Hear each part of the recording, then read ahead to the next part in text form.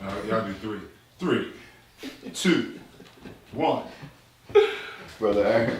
Yo. How you do, man? What's going on, bro? Oh, man, just wanted to chop it up with you about this art life. Hey, it is the life. Yeah, man, it's very inspiring. Where are your most pulled from inspirations, man? You know, I think any artist truly can take inspiration from anything in life. You know what I mean?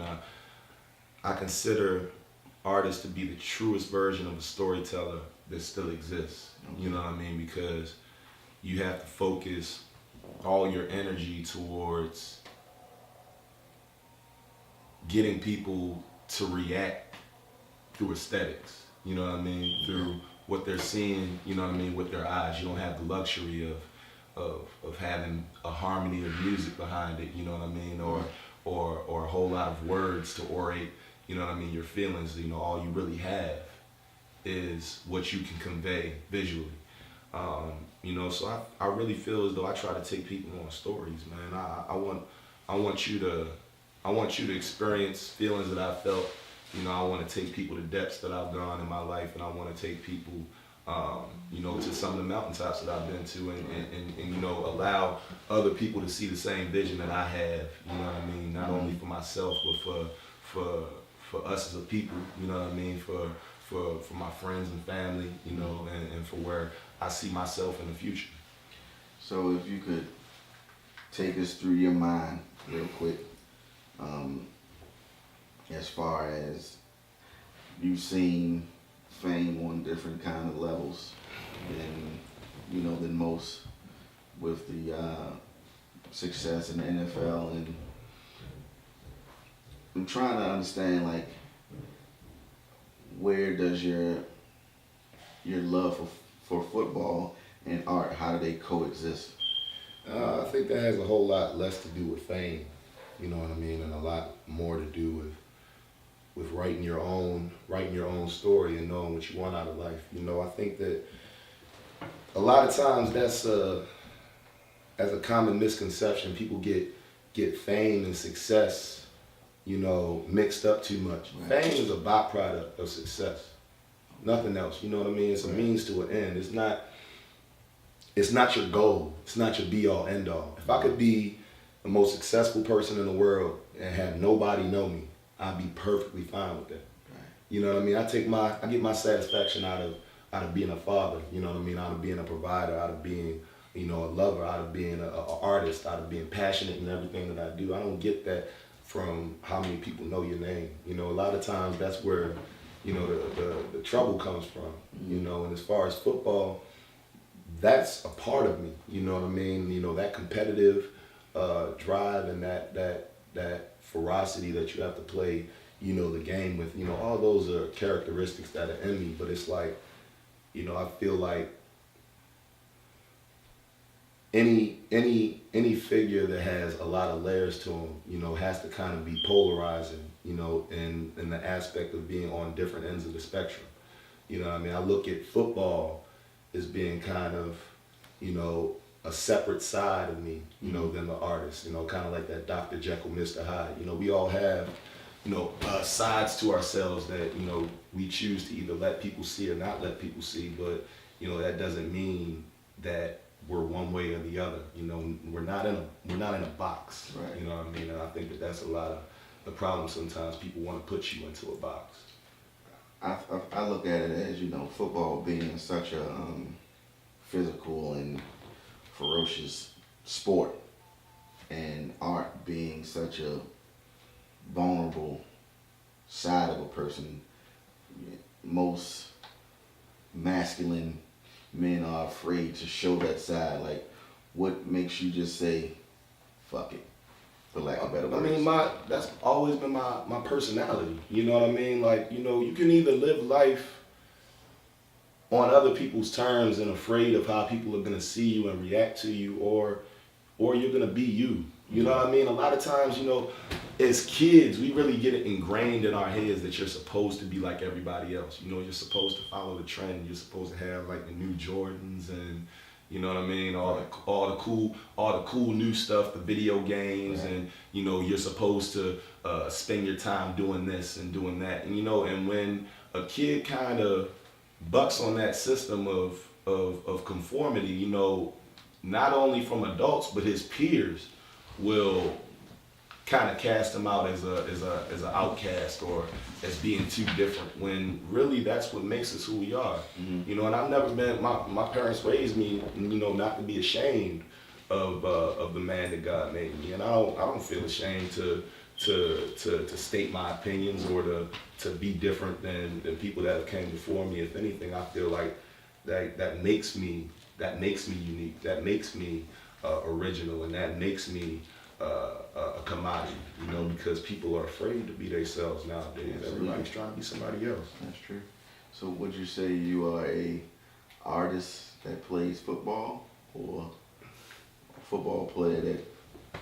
You should probably ask Rags that. He says he said that from the moment that I met me, that he considers me to be an artist that plays football. But I think that even in me saying that, that's putting myself in a box. You know what I mean? Like, I am a creator. You know what I mean? I am a innovator. I'm a passionate man about whatever it is that I'm doing. You know what I mean? And when you break everything down to the bare essence of who you are and what makes you happy, art is a part of me just as much as, the athletic competitive side, the same joy that I get out of playing the game, you know what I mean? And having fans cheer for you and all the great highs that I've had, athletically.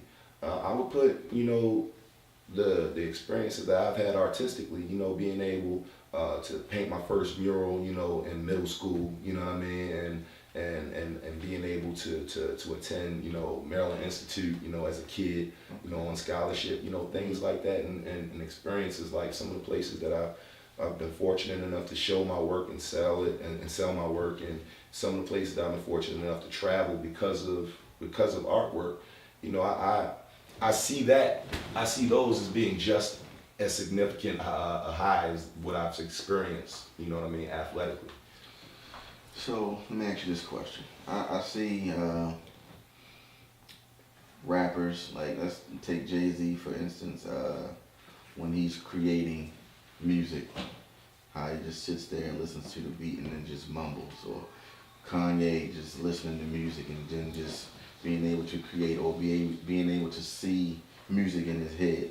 Just take me through your mindset for a minute. Like, if you're laying down sleeping in the bed. That rarely happens. Well, I don't get too much sleep. Well, just take me through your thoughts. Like, how do you know, like, I'm ready to paint something, right? Like, what gives you When I'm tormented by an idea.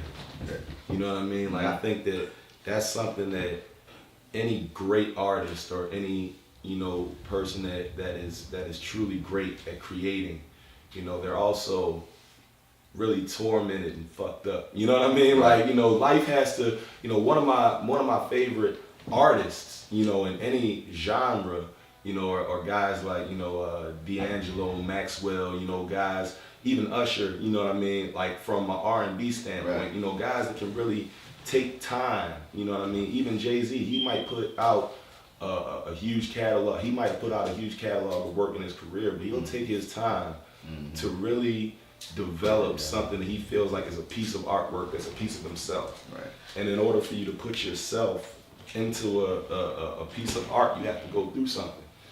I think that's, I feel like that's evil genius, almost, like.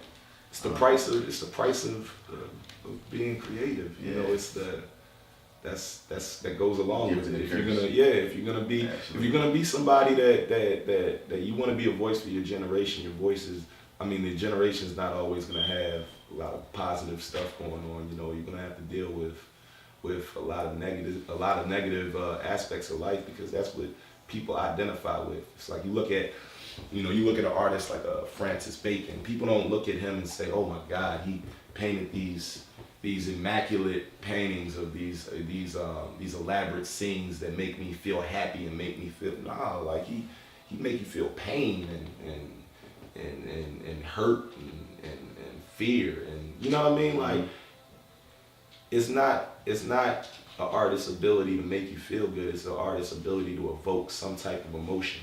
You know.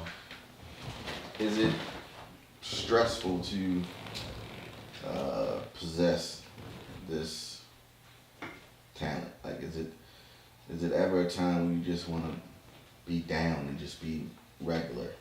All the time. You know what I mean? Like, I think that one of the, as blessed as I am, one of the only unfortunate things about, the position I've always been in is people have always wanted to put me into a box. You know what I mean? Say, all right, well, either you're going to be, on one side of the spectrum or you're going to be on the other. You know, at some point you have to cut ties with one and pursue it. You know what I mean? Right. But, what is that? You know what I mean? Like, that's like, that's like looking at Da Vinci and saying that, he should have just painted, so Right. all the war weapons he designed, that wasn't in the equation either. All the, all the great discoveries that he was able to discover in his life, that wasn't needed as well.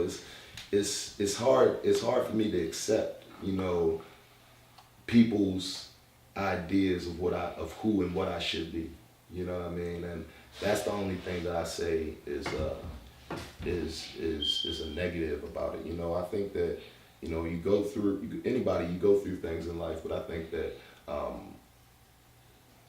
people's ability to understand, situations that you're in is only based on their capacity to understand you as a person.